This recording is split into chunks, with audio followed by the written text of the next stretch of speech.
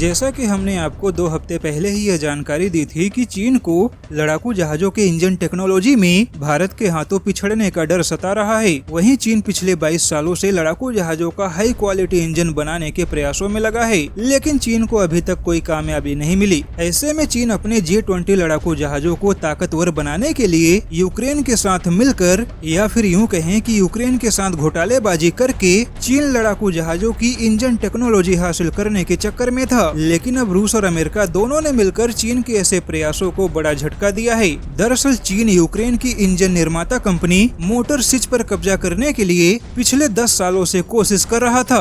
दरअसल रॉयटर्स की रिपोर्ट के मुताबिक चीन पहले यूक्रेन की इंजन निर्माता कंपनी मोटर सिच को अपने जाल में फंसाने के लिए 2 साल पहले ही स्काई राइजन नाम की एक कंपनी बनाई थी, और इसी चीन के कंट्रोल वाली स्काई राइजन कंपनी ने यूक्रेन के मोटर सिच के साथ एक समझौते पर हस्ताक्षर किया, जिसमें यूक्रेन की कंपनी मोटर सिच को कर्ज देने के साथ ही यह भी तय हो गया था कि अगर यूक्रेन की यह कंपनी दिवालिया हो जाती है तो यूक्रेन की इस कंपनी पर चीन का कब्जा हो जाएगा। और यहाँ तक कि चीन के कंट्रोल वाली स्काई राइजन कंपनी ने यूक्रेन के मोटर सिच कंपनी में लगभग 70% शेयर भी खरीदे थे। यानी कि चीन जब चाहता स्काई राइजन कंपनी के माध्यम से यूक्रेन की कंपनी को दिवालिया घोषित कर देता, तब इस कंपनी पर आसानी से चीन का कब्जा हो जाता। लेकिन सबसे पहले अमेरिका को चीन के ऐसे चाल का पता चल गया, उसके बाद रूस को भी चीन की ऐसे नापाक हरकतों का पता चला, और तब दोनों ने यूक्रेन के ऊपर दबाव बनाकर चीन के साथ सभी समझौते को रद्द करवा दिया। वहीं रूस और अमेरिका ने यूक्रेन के ऊपर इतना ज्यादा दबाव बनाया कि यूक्रेन को अपने मोटर सिच कंपनी को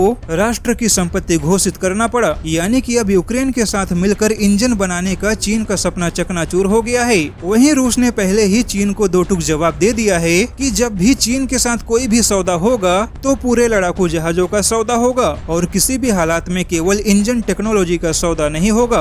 और यह खबर कहीं न कहीं चीन के J-20 लड़ाकू जहाजों के भविष्य के लिए बहुत बड़ा झटका माना जा रहा है।